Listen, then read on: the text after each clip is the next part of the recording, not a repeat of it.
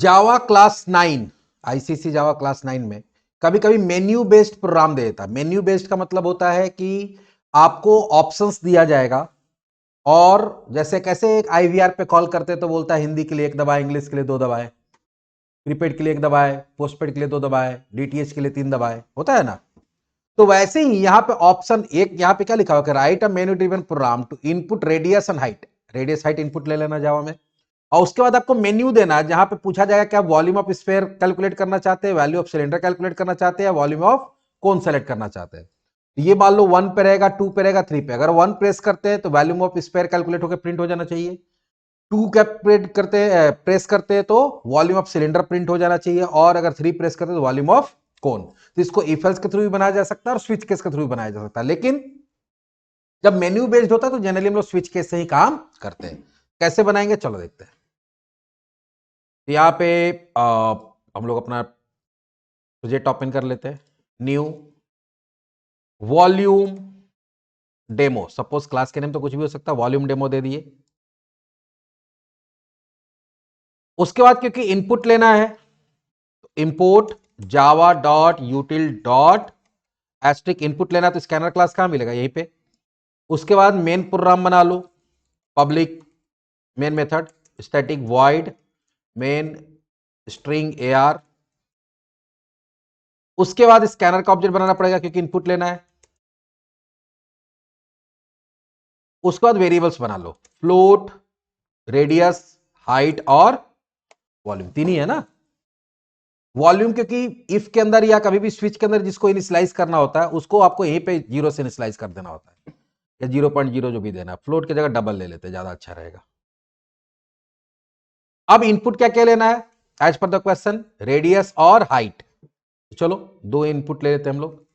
First हो जाएगा system dot out dot print enter radius और R equals to asin dot next double.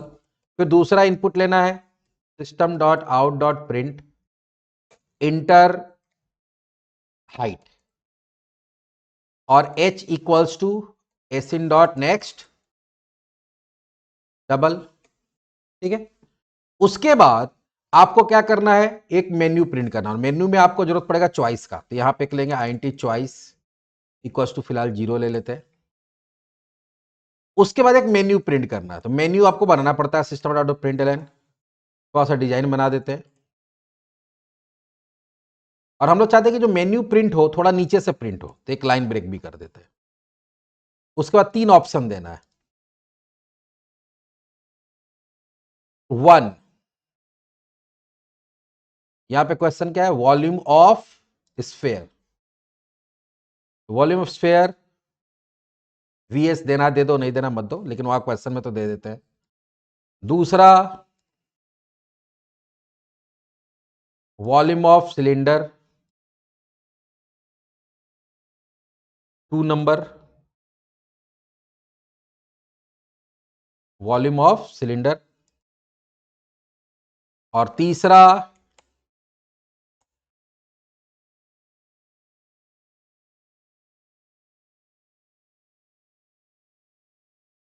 Third volume of कोन। ये menu हो गया।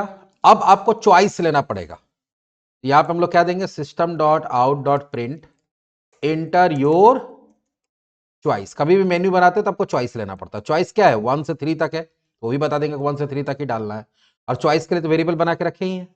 Choice equals to, यहां पर हम लोग क्या पास कर देंगे, क्या दे देंगे, एसिन डॉट, क्योंकि INT इसलिए नेक्स्ट INT। ये चॉइस अगर यहां नहीं भी बनाए तो कोई दिक्कत नहीं है, आप यहां पे भी डायरेक्ट INT चॉइस लिख सकते हैं, उससे कोई दिक्कत नहीं है। अब इस चॉइस के बेसिस पे ही काम करना है, तो उसको कहां डालेंगे, स्विच के अंदर। किसको, चॉइस को स्विच के अंदर डाल दिए। अब पहला, इसमें 3 केस बनेगा, कितना बनेगा, 3 केस। केस 1, क्योंकि 3 ही ऑप्शन दिए है ना, तो जितना ऑप्शन दिए उतना उतना केस बनाना पड़ेगा आपको। और एक डिफॉल्ट रहेगा जिसमें क्या रहेगा, 1 2 3 छोड़ के कुछ और डाल दिए, वहां पे क्या ऑप्शन आएगा, इनवैलिड ट्वाइस।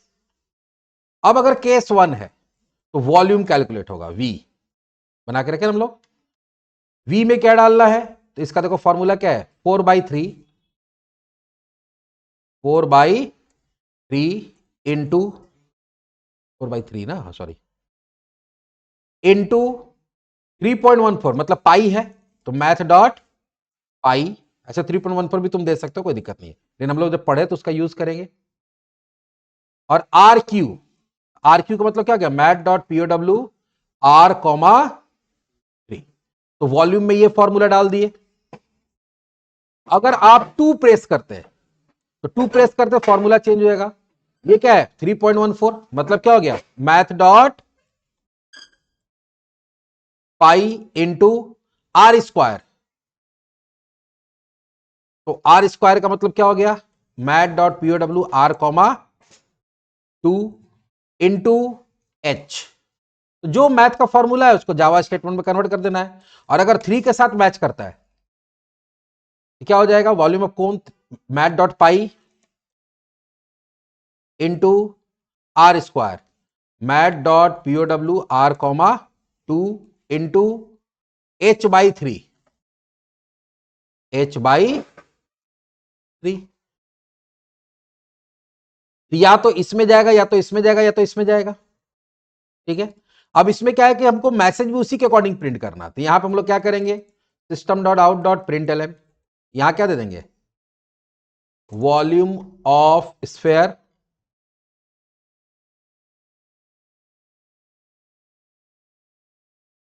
और यहां पे क्या प्रिंट कर देंगे, V। अगर इन केस इसमें आ रहा है वॉल्यूम ऑफ सिलेंडर और अगर इसमें आ रहा है तो वॉल्यूम ऑफ कोन, और अगर तीनों नहीं देखो तो इनवैलिड चॉइस बोल के कुछ भी प्रिंट नहीं होगा। देखो बन गया मेन्यू ड्रिवन प्रोग्राम। किस तरह से मेन्यू बनाए, मेन्यू जब भी बनाते तो स्विच पास करते, जितना ऑप्शन है उतना केस बनाना होगा, हर केस में उसके अकॉर्डिंग कैलकुलेशन करके आउटपुट देना होगा, और एक डिफॉल्ट हो जाएगा जहां पे क्या रहेगा, इनवैलिड चॉइस। चलो देखते ट्राई करते।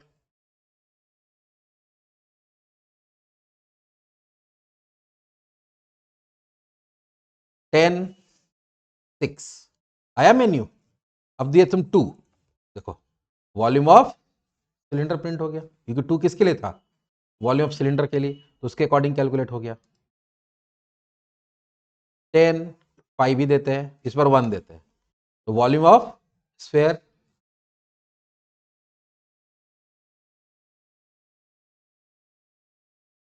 3 देते हैं, वॉल्यूम ऑफ कोन 10, 5 और इस पर देते हैं 5। क्या बताया, इनवैलिड चॉइस। तो मेन्यू बेस्ड प्रोग्राम भी आ सकता है। मेन्यू बेस्ड प्रोग्राम आता है तो कैसे हम लोग मेन्यू बनाते हैं, कैसे उसको स्विच केस के थ्रू स्विच और केस के थ्रू अलग अलग ऑप्शन में अलग अलग काम हम लोग करा सकते हैं मेन्यू बेस्ड प्रोग्राम में। तो चलिए ये भी एक प्रोग्राम हो गया मेन्यू बेस्ड प्रोग्राम जो क्लास 9 में आता है।